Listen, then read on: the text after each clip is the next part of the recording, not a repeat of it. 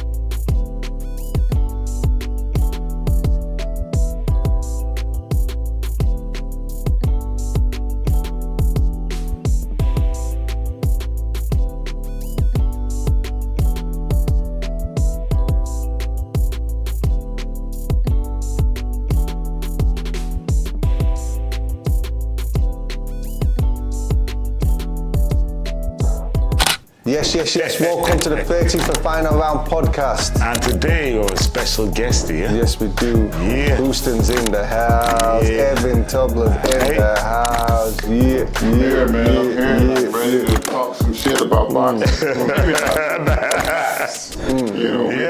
It sounds like shit, but it's. And you know what it is? What time is it now? Yeah, we're doing this podcast at 11 o'clock at night. We reach here, man. Yeah, 11 o'clock at night. Dedication. Yeah. Definitely, man. And I have not slept yet, so I'm really not tired. Yeah? Yeah. Maybe in another hour or so I'll be tired. How long you been here? When did you land? I landed at 9:45 this morning. 9:45. The guys just flew. So what time is it and where you from? America? Yeah. Right now? Yeah. 5 o'clock? In the evening? Yeah. Well, that's why you're awake. Back. Yeah. That's why you're awake. Houston is 5. Yeah, so you're fresh, man. You're ready to work. You got to do the right thing staying awake, though, because the fight will be at midnight or something like that. Is it over here? Is it late over here? That's been that late, huh? Maybe, I don't know, 10:30, maximum 10:30, I don't know. All depends. We just would know. He won't know. He just get in the ring and fight. Yeah. Maybe 9:30 they start. But we're going to be out of here till probably. Hopefully they don't delay. Yeah. Hopefully they don't delay. Are you ready for Sam Jones? Is Sam Jones ready for me? He's looking for you, man. He's looking for you. I remember last time at the press conference. Yeah. We've got it on recording, Sam, your mistake if you lose. We've got it. And wait a minute. He owes your meal. Remember the meal? He owes your meal, steak. Steak.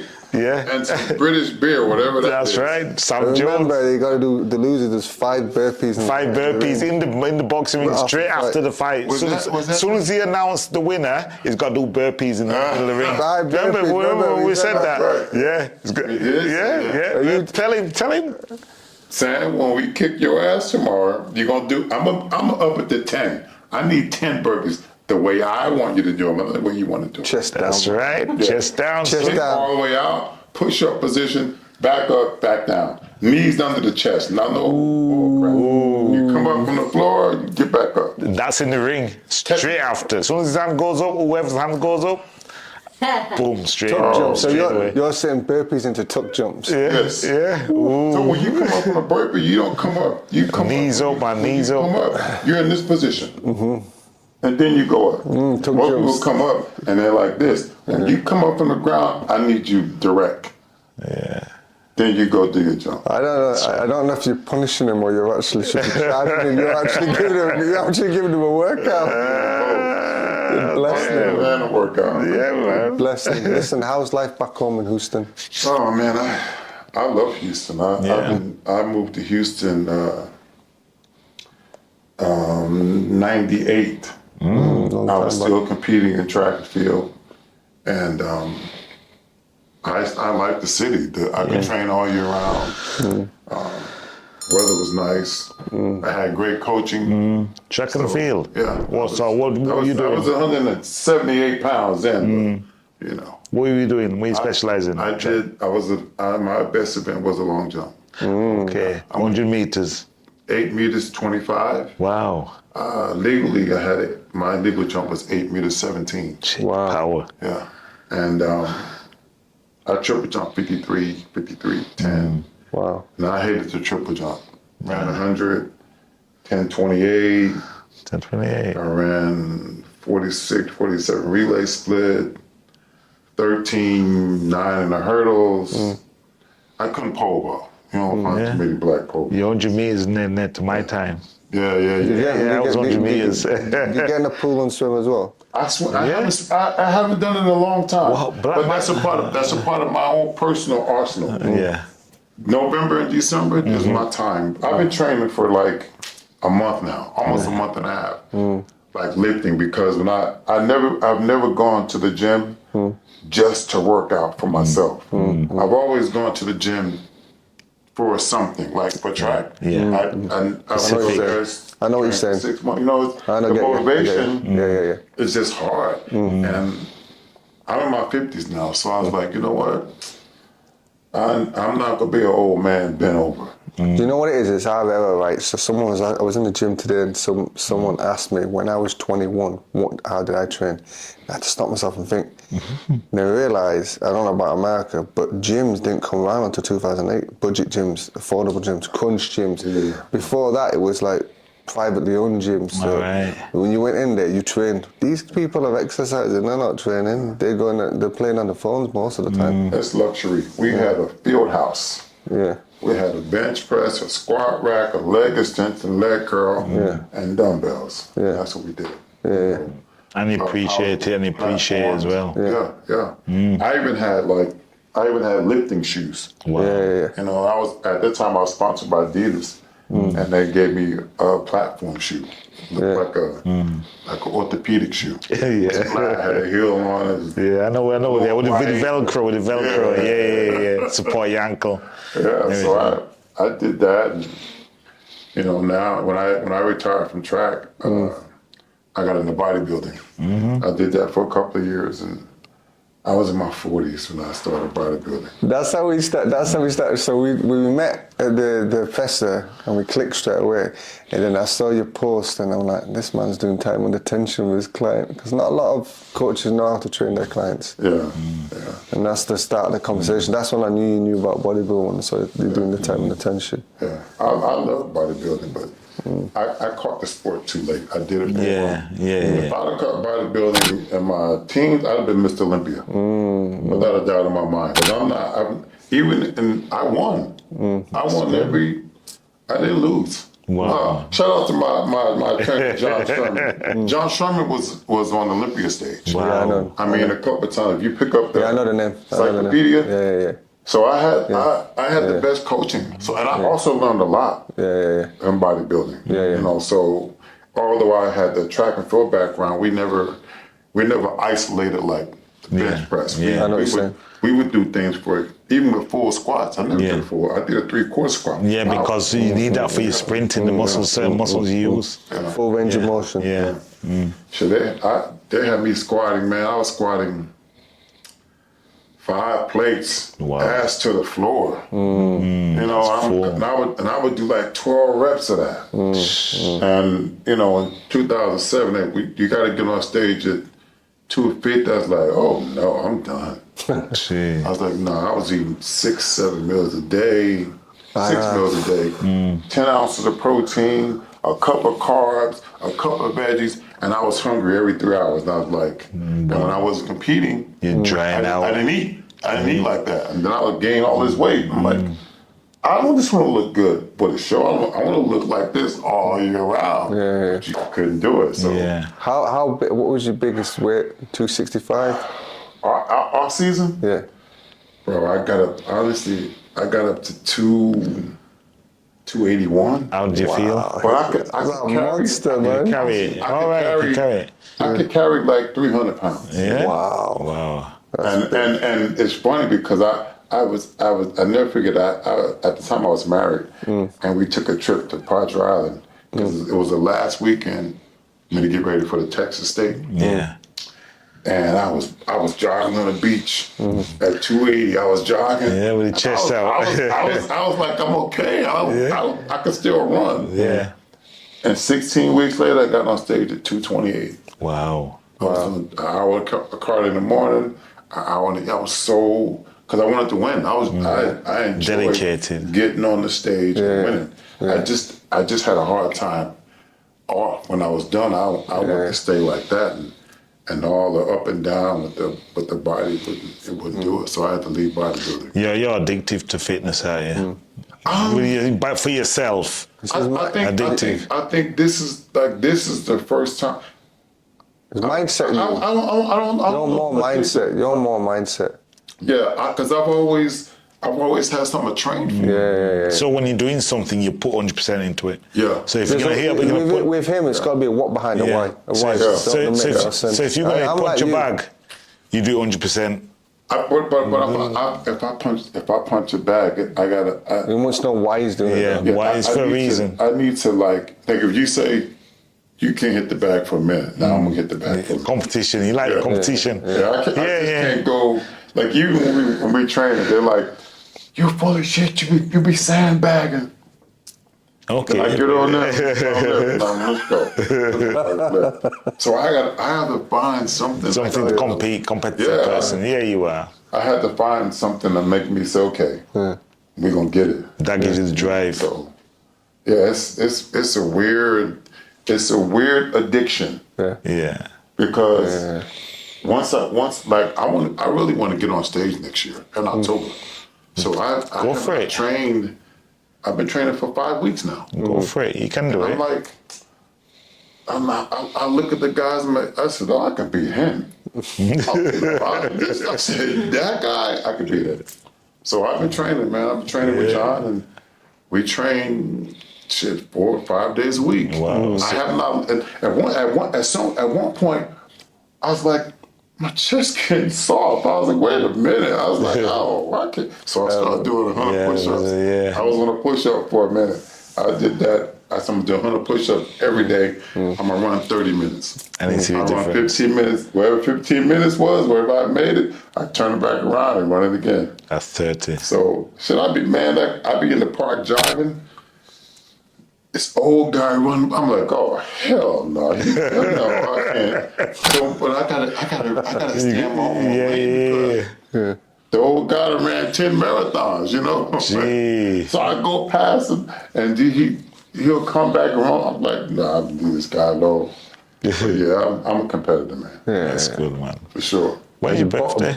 When's your birthday? May 23rd. Oh, May, yeah, May, man. Okay. I'm 4 days after you. Okay. Oh, really? May 27th. So you like competitive. I'm a Leo. We're Geminis. We're Geminis. That's why you're competitive. I'm August, Leo. Oh, really? Yeah. We got 2 personalities about us. That's what they say, man. I think I'm just as normal. Split personality. Yeah. I'm either black or white.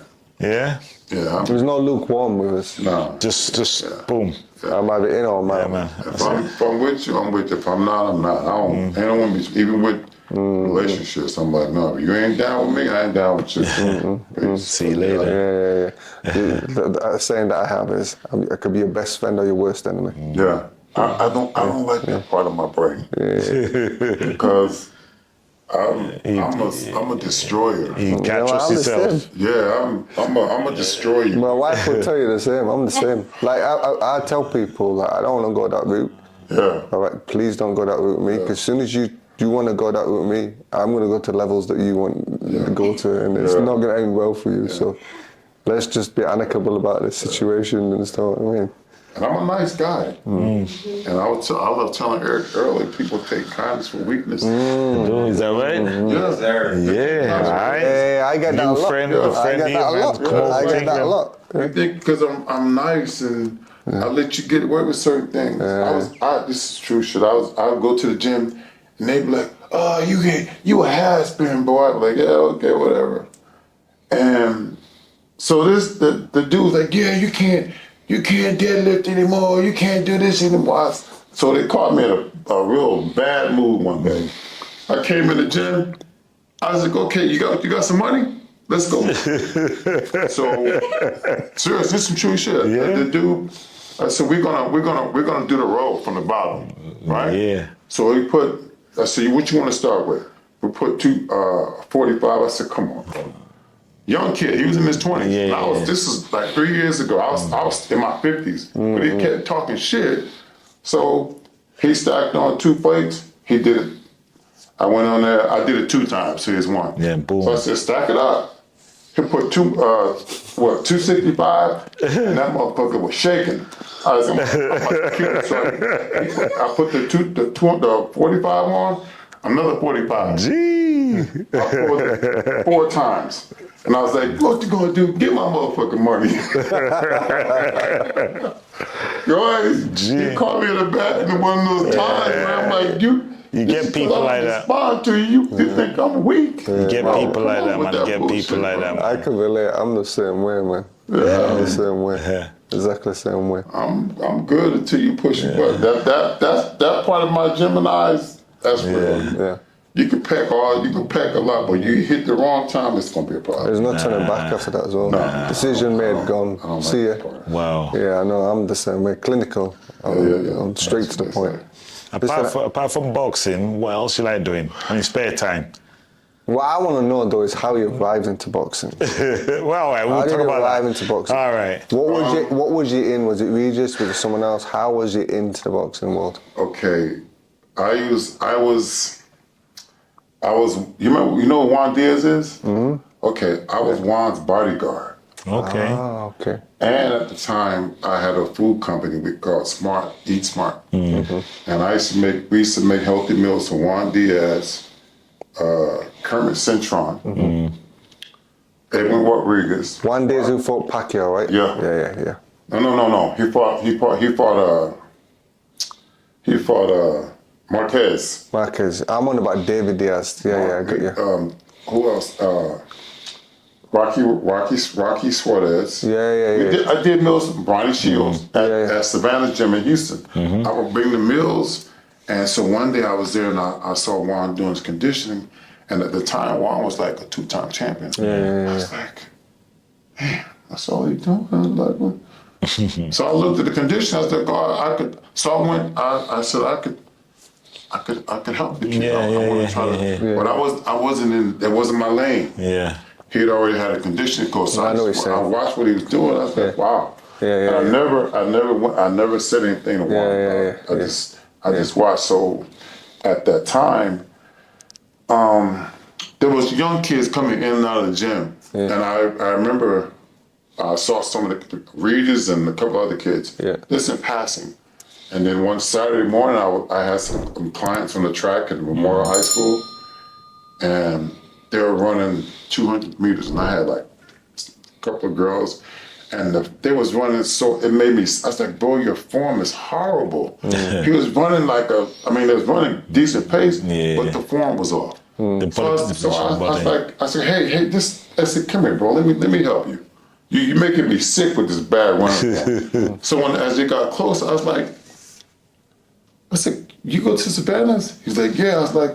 I said, yeah, you boxer? He's like, yeah, him and this other kid named Pablo Cruz. And I said, so how many fights you have? He said, I only have like, I think 2 or 3 fights as a professional. Yeah. I said, who are you working for conditions? I don't have no condition. I said, yeah, I could do. Bingo. He said, he said, I'm gonna have my manager call you. And his manager at the time was a guy named Jay John.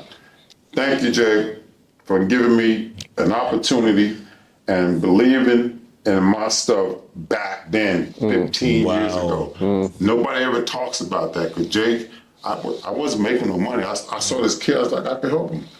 And so Jay called me, and the rest is history. Wow. 2-time world champion, soon to be 3-time world champion. It was one of those. I was in the gift that God gave me. I was floating around in it, and then bam, I didn't know what was going to come out, but I knew that he had potential. God's time is different from ours. And I knew what I could do, on the physical side, and it's terrible that like I'm in your situation now. I've got people who watch this podcast. I've got friends, boxers, that were around, away from the podcast and on the podcast, and I know I can help them. And they've already got conditioning people, nutrition people, and then they're telling me things, and I'm thinking, you're doing it all wrong. Yeah. And sometimes it's hard because you just want to say something. You're like, if I do that, then I get into this politics. And then a couple of weeks ago, a champion that I'm working with now, I asked him, I did his nutrition for him. Big shout, Echo or something. Echo. And I said, I think I can help you with S&C as well. And he drove halfway through from one side of the country to the other to come do an S&C. And then after the session, he goes, I was looking at all these different things in life to solve it, and the answer was right up true. I didn't even know that you could help me with that. And this is the thing, ain't that a bitch? Yeah. We come across that all the time, though. We see shit, and we're like, we got to stay in our lane, wait our time, because otherwise there's so many sharks in the game that are pushing in all the time, and then we become one of them. Yeah. But sometimes you got to play the long game, God's timing. Yeah. But your time's coming. Your time's coming. It was. Even at this level where I'm at now, deep down, I'm still a competitor, right? Yeah. And I see like top level guys. I'm like, damn, there's so much more, And even with, I had an opportunity to work with Michaela Merritt for this. She won that second world title. Yeah. And for years, I trained her best friend for 2 Olympics. Yeah. Wow. And I'm like, your friend is getting results. What you doing? I should say, you scared of me. It's okay. Yeah. But I try to biomechanically do things that's related to boxing. And work on the muscles that you're asking the body to use during competition. And I can only use myself because that's all I fucking did. I ran and I jumped. That's all I did. Sounds simple, but that's what I was asking my body to do it at a world class level. Yeah, high level. And when you talk about professional fighters, we're talking about guys risking their life. I know. You know what I'm saying? Like, and when you get tired, and I'm telling you because I've been in the ring. And my ego was so big. I'm like, I'll get in the ring. I'm a fucking jab. I'm jabbing up here, and then I go from here, and I go to here. I go from here, and my arm, I can't hold my arm up because the muscle have no endurance. If you get tired in the ring, that's your finish. You're done. That's it. I think that's what happened with the Bivol fight. The other guy had a little more energy. Yeah. That's him. And he was hurting to the body. So, shout out to all the conditioning coaches, man. Y'all keep doing it, even though we don't get that much credit in the sport. Shout out to you as well. Yes, absolutely. That's right. Boxing coaches have to look at that condition because their job can't get done.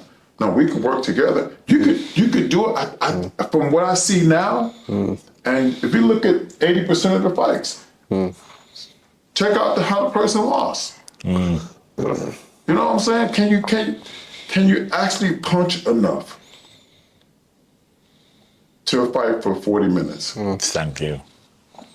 You know, even in sparring, how many punches? If you're gonna throw 80 punches around with 1 minute rest, you got to do that for 36 minutes. Yeah. Right? Repeat the process.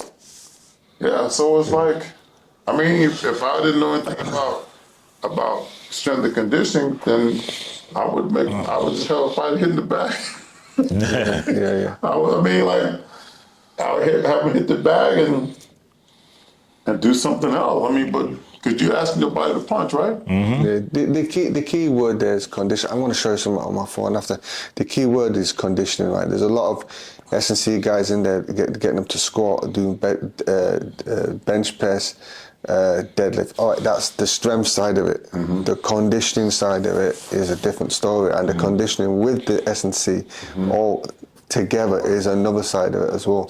So you're working biomechanically, you're working on function and movement, exactly which imitates the sport that you're in. There's too many people. I don't even have someone do a traditional squat for a boxer. The squat's different. I would have a more yanking up the way up, you know, like a Jefferson squat or an explosive squat, because that simulates boxing, because you're using that little muscle. Yeah, it has to be tailored. It's like a trainer I used to have before, back in the days. He used to have me on the bench, just throwing him like that. I was doing it, I just snapped when you jump. You know what I mean? Yeah. For show me all sorts of stuff. So. I like, man, listen, I like all this stuff. Sorry, guys. Donovan, can you fix your mic? All right? Yeah. Get yourself in trouble with her, mate. Keep going. Yeah, like all the, you know, when you go back and you look at guys like Ali, Foreman, Big Foreman, he did everything power. Hit the back. That's how he fought. If he hits you, you're going to sleep. You stay That's all he's doing. He do that for a long time. Watch his fights. He had the endurance to do that as well. He had the endurance to just keep throwing that power constantly. Yeah. There's a lot of people that can punch non-stop, but there's like it's arm punching, right? Yeah. Pacquiao's the last one that I remember who could just punch constantly without shots. I saw one time where Pacquiao was stretching in the ring, and he said, out of his mouth, he said, "You have to be conditioned." Yes. That's what Manny Pacquiao said. Manny Pacquiao is a Hall of Famer, without a doubt. He'll never be. He was always doing more than all that. When they got tired, he was going. Yeah. Doing other stuff. Floyd was just at another level of conditioning. Yeah, Floyd got rocked by Shane Mosley. Yeah. His legs held him up. Yeah. And he got rocked twice. Anyone else that would did this be done? Yeah. So, it's funny you should say that, because the guy I was helping, Echo, so Echo was doing everything wrong with nutrition. And then when I took him on, he was like eating 1,500 calories, just trying to make weight every week. Yeah, exactly, you know what I'm talking about. So I upped his calories to 3,500, and he was like, it's like I'm 9 days out, should I be eating this much? I'm not doing. And I'm not going to say too much on here because they get it for free.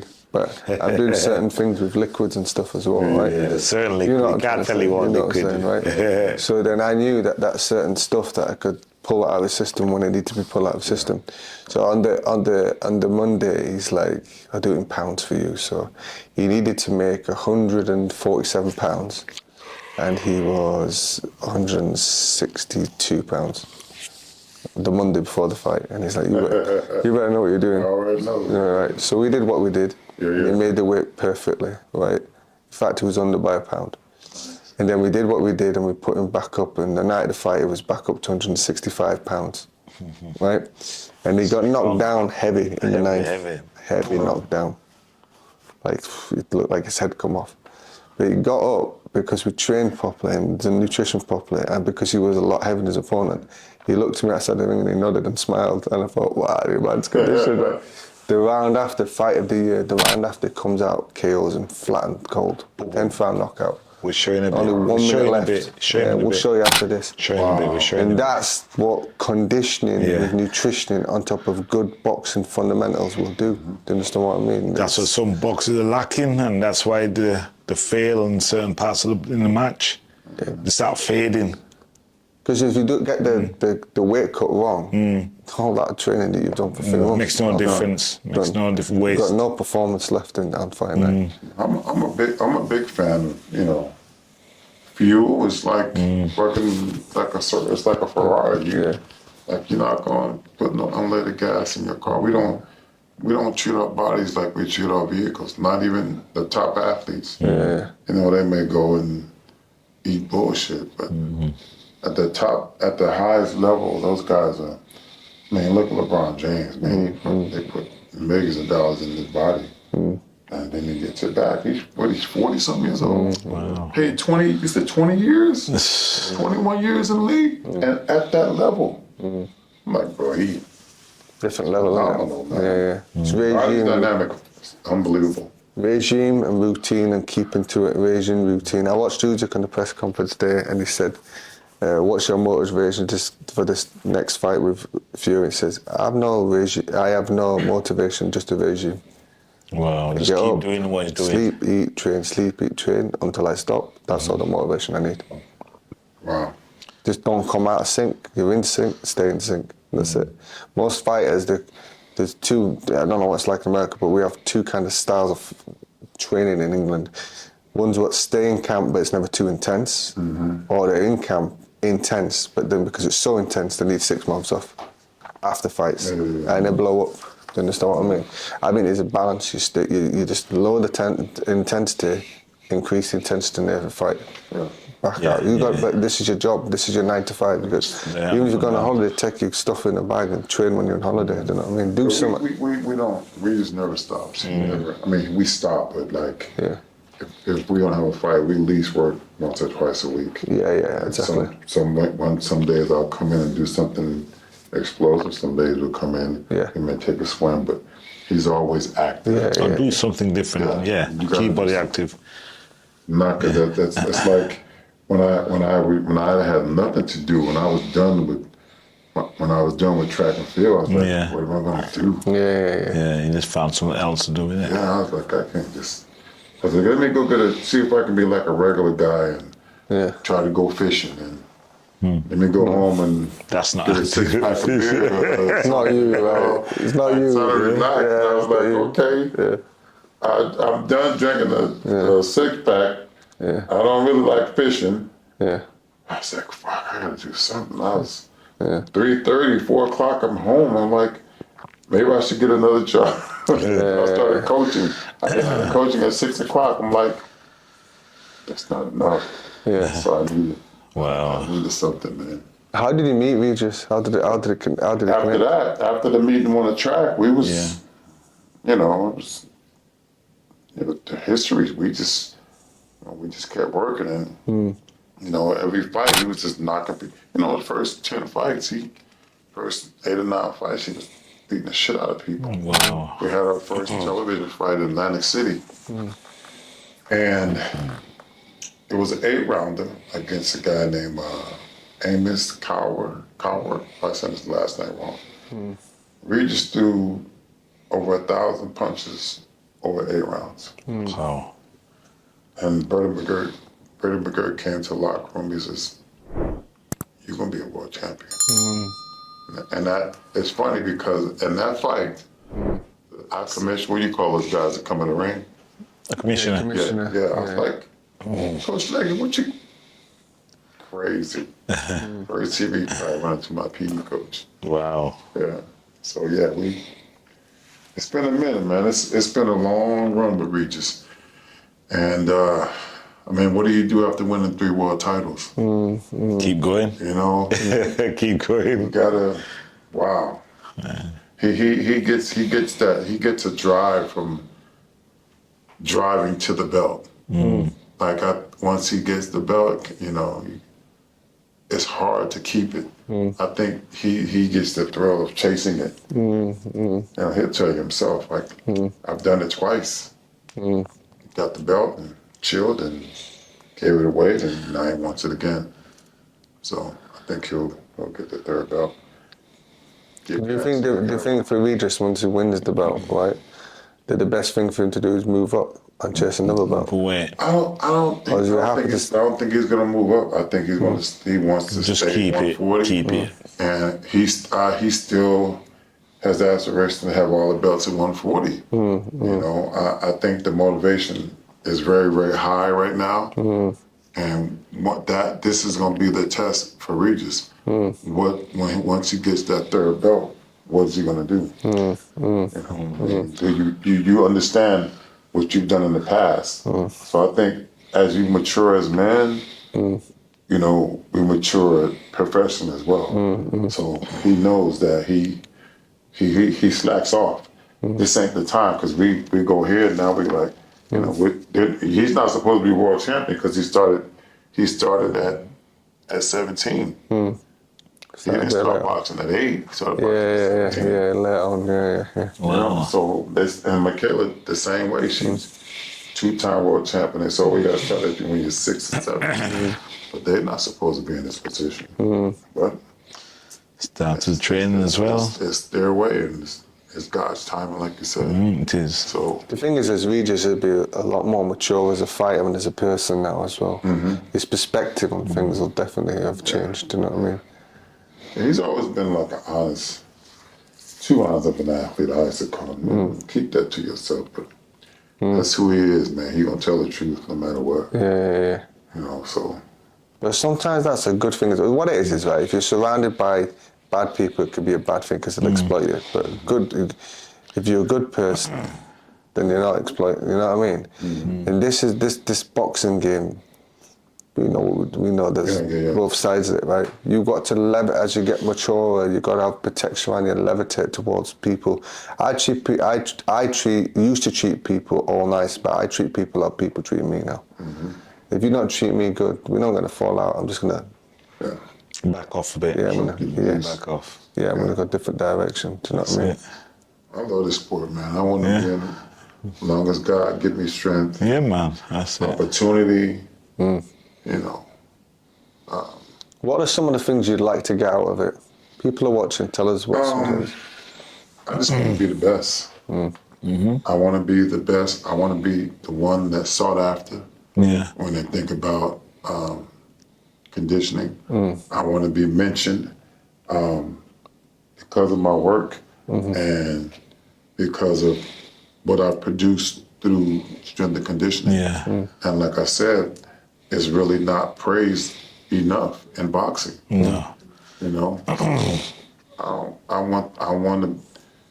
want not just for me, but the sport of boxing to know that the conditioning and the boxing, they go hand in hand. It's important. A boxing coach, you need a conditioning coach. It takes some of the pressure off of you, and it makes the job a lot easier. They can't go one without the other. So We're connected, yeah. It's like a gym I've been to the other week. They got a conditioning coach. They got a breathing coach. And show how to breathe properly. You know what I mean? So I think some gyms are getting onto it now. You know, he's a bit unique though. We're old school, so think about me. If I open the gym, I wouldn't want to train anyone. It's not my fit. And you know, I used to think I want to be a boxer trainer. Without being arrogant, I'd create world champions, no doubt about it. But the reason I don't do it, and I'll break it down. So I have boxing, I have nutrition qualifications, I have S&C qualifications. I'm pretty good at this podcast and stuff, right? So I've got everything in-house, and you're pretty good at the talking as well, right? You could be a boxer promoter, right? But the thing is in the training aspect of it, right? I looked at what's on my hands when I came out of boxing.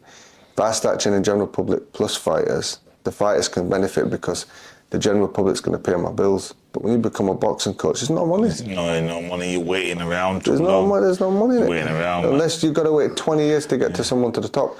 And some of these boxers might then leave you right as you're training for 10 years and then leave it to another coach. I'm like, well, I wasted my 10 years of my life. What would be your ideal gym? If you had your own gym and design it for boxers, what each room, what would you have in it? And what would you do in your gym specific areas? He's already thought about this. To build that boxer up, your dream boxer. That's a little. So okay, we'll start the entrance now. No, but I would honestly, I would have bands. I would have medicine balls. Yeah. I would have dumbbells that went to from 2.5 pounds to 10 pounds. I would have pull-up bars, dip bars. I would have landmines. I would have some sleds. So that's your conditioning room, yeah? You're building, yeah? Okay. And I don't know if I would have. I would have like squat racks, but I wouldn't have no more than 25-pound plates. Yeah, I get you. You know, I would have weight vests. Yeah. I would have I like the old fashioned ankle weights. I got stuff I can do with that. What about tractor tires? I would do that. Yeah. But so with the track, I'd make them so it's around 3 minutes, right? Yeah, flip them. So we flipping that. Flip. I make them flip, jump, yeah. flip, Yeah, jump, flip. there's jump, so much you can do with the tire. Yeah. I mean, I can do a lot with a dump, with 3-pound dumbbells and a 10-pound medicine ball and some bands in a space like this. Yeah. Give me I got the clock and I got the athlete and those three that equipment. I won't need much. Guys like me and him could turn this small room into the best gym in the world. What you can do with that table then? Yeah? You'll find some. That table, I could use the table. Yeah. There we go. I'd have them. So if the legs are sturdy enough, and depending on the level of the athlete, I'd make them. We could do box jumps on the table. I could take the chairs and do crossovers. Like those 3 chairs, you set them up. The hip flexors, you can do all that. Step over. But I would do it for time. Yeah. Because everything is timing in boxing. That's right. 3 minutes. 3 minutes. I need 4 minutes. That's right. Extra. I got 9 minutes. I got a test for 9 minutes. I said, if you want to train, let's see if you can make this 9 minutes. That's right. So I can do something right here for 9 minutes. Most fighters at the high level won't make 9 minutes. That's only 3 rounds. I've got all my boxers on heart monitors. Yeah. I'm looking at what the heart's doing. They're telling me they're tired. We're in the yellow zone. So the body's telling me you've got a little bit more. That means they're lying. No, it means it's mindset. Not always lying, but mindset. Push it a little bit harder. I want to see your heart when I've got 95 beats. So you got heart monitors, right? So I do percentages. Like I already know. I've been trying to read. I said, give me 60% of your max, but we're not gonna stop. I tell you to stop. You know, and you running, and you looking at me. I'm like, what? Like, keep going. So those are those mind tricks that you play because you don't know. But the mind is crazy. It's powerful. You making it. It's okay. I want you to go back and forth on this wall. I'll sit here. We'll sit here. And by the time when I see you trying to break, I'm gonna look away. And keep going. Because that's when you tap into that. It's like being in jail. Like I had some buddies in jail. They go to the hole for for a while. Then you got that mindset to go through it, have your head down. You start talking to yourself. You start seeing shit. You know what I mean? Like my buddy was telling us, bro, that shit will break you. Wow, and he just got me strong. If you lose it, you don't do nothing. You in this room for a long ass time, no visitation, no TV. You can't really come out. You can't shave. You only can do is take a bath, and you're right back in the same position all night. The lights go off at 5 o'clock. You're in the dark. You know, like the mind, man. It's strong. The mind is. We're not made of glass, but we need to be pushed to see. But our mind can do anything if we put things to it. You know what I mean? Bro, I always say on my clients, I don't know if you do this, we don't count reps. No. We start counting when you're tired. I because I still like I can get work done. Some athletes, they just don't. If I start out with trying to reach a level of mental toughness, what I call mental toughness, and they just can't handle it, I got to give them numbers. If I tell them, okay, go, we get past 3 minutes and they start looking crazy. The level of intensity changes, right? So I'm not getting the work that I want. But soon as okay, give me 20 of those. The level of intensity. I said, you see what you just did? Your mind just switched over to I'm going now. I can adjust. I know exactly what I'm going to do. But about you going to do that? I'm going to give you 30 seconds. We're going to keep going. I'm going to still get the work. Yeah. But I've learned that to kind of adjust to because I can't train everybody the same mentally. And, I used to do that. Yeah. I don't give a fuck what you think. When I tell you to stop, you stop. If you stop, then you fuck, the workout's over. Yeah, we start again. Man. Yeah. So I said, we start I again. like that. I like that attitude. Yeah, I said we start again.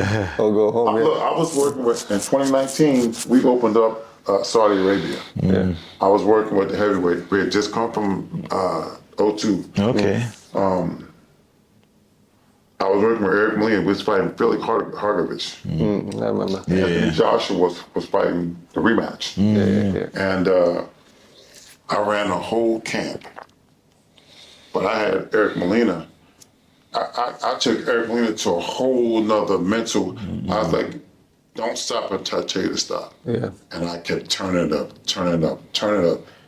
His dad was right there. I was like, in my mind, I was thinking, if I can get him to just stay here for 30 more seconds, I can break that pain barrier. Yeah. And he was about to get off the treadmill. I said, get your ass back on the treadmill. His dad was sitting there. I was like, get back on the treadmill. So when I say get back, he was ready to quit. Eric Molina's 6'5". Wow. I had that treadmill it was at 11, and he was running, and I was holding it for 90 seconds. Gee. He got to a minute. I said, don't you stop. He looked at me and fucking snot running out of his face. And I was like, shit, we made it, bro. We made it. And then we got to the fight, and it is what it is. But he appreciated it after the fight. I remember that, bro, that was the best training camp I've ever been a part of. Was working with Eric Molina. Did he appreciate it though? Did he realize after the Eric fight? Molina's he's a great individual, but I had a great time working with Eric Molina. And I want to get me a heavyweight, man.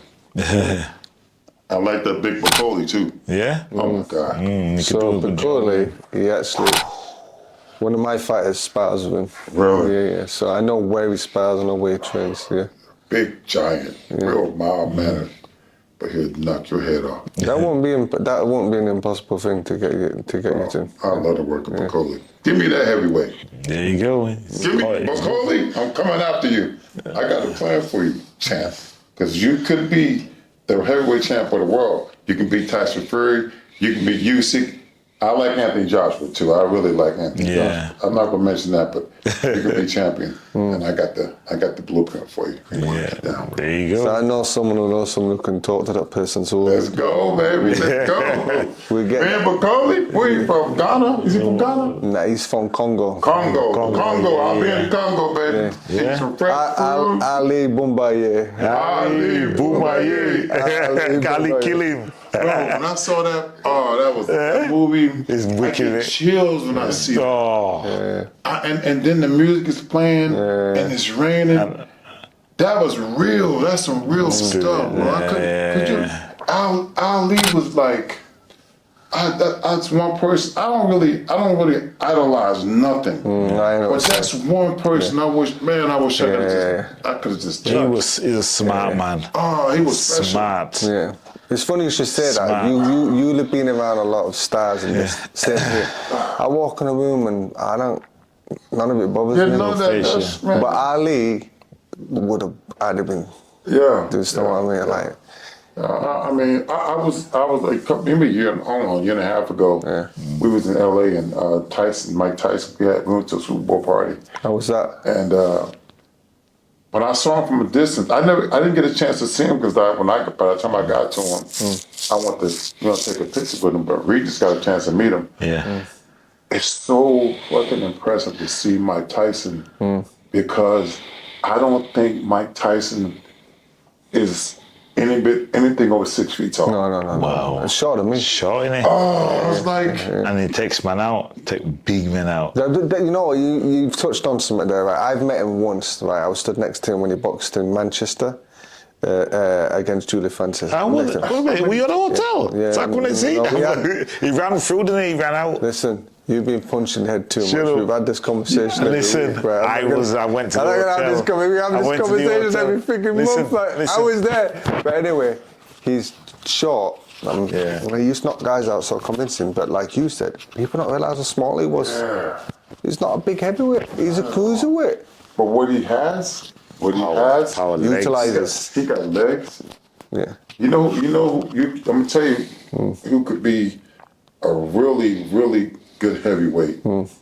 I think is Anderson. The one that Jared Anderson. Jared Anderson is a fucking athlete. Yeah. I've seen that kid jump up on the ring on one leg. Yeah. Like he got big legs. His upper body has so much. He's a heavyweight that I would put in the weight room. Yeah. Functional. And I'm talking about like if and he could box and he could punch. Yeah. Yeah, I'll tell you who had good legs, but it was lighter. Prince Nassim Ahmed. Oh man, really good legs, thick. I used to train with him. Power. but I seen him do flips. I already know he got pop in his legs. I seen that dude do flips in the ring. I was like, like Javante Davis, he an athlete, bro. Yeah. He got his sons fighting, didn't he? Yeah. Bro, what a talent. Both his sons. They train in Manchester, so they train with Jack Catchwell. Oh, really? Both sons train with Jack Catchwell. They'll be there in the corner. Wow. They'll be opposing you at the weekend. Naz will be there opposing you. Yeah. Nice. So Jack They got them too. They got shirts. They got great shirts. Let's go, man. You've got Jack Catchwell trains with Adam and Sammy, both of them. One's on Misfits and one's a professional. Yeah. Nice. Yeah, they spars them. They're spar partners for Jack. They'll be sparring for Jack, yeah. That Prince Nassim was a monster. He was special. I don't think and guys like him and Hector Camacho, they really worked. They didn't. People don't see the other side of boxing. You think those guys that's got in the ring? The work years on it. The trend. Yeah. I'd feel privileged that I managed to share the gym with him for 5 years. Nice. And in the gym was so much better than what you ever saw. Yeah. So much better. Like what he would do to big guys in sparring, he destroyed them. Like people going about Barrera, Naz would wipe the floor with Barrera if he'd have done everything they right. Fight, didn't they? You know what I mean? Yeah, they did. It wasn't Naz's second last fight, but Naz was not living the life. He was not training. He was not doing everything that he should be doing. Do you know what I mean? Once he won that world title, I mean, he's the first from this shores anyway. He was a multimillionaire before he was a world champion. Nice. He was a millionaire at European level. Really? Do you know what I mean? So it's very hard to tell someone who's like, I remember every day we turn up to the gym in a different car. One day turn up with a Lamborghini. This is back in 1996. You turn up with a Lamborghini, the day after a Ferrari, the day after a Bentley, the day after a Jeep. The cars, just every day would be a different car. You know, like socks. Look, stupid money. And you telling a guy like that who's got all that money in the world to stay hungry is very hard. There's very few people that can do that. Different level, man. Yeah. Floyd's one of the very few people that can can stay disciplined while you've got all that money. Do you know what I mean? Yeah. Listen, we're going to leave it there. We're going to rest. We're going to see you tomorrow. Yes. So we'll catch more talk time tomorrow. Brother. This is our Bless you. Thank you. This is our first international. Yeah. This is our first international podcast. Yeah. Oh. You're our first international. I'm a part of history. Yeah. He is. Give him a clap. Guys, don't forget to like, share, and comment. And tell a friend, and subscribe as well. Don't just watch the channel. Subscribe. That's right. Hit that notification button, otherwise you won't get the notifications. And tell a friend, and we're here. And we out. All right. 13th and final round. Hit the button, man.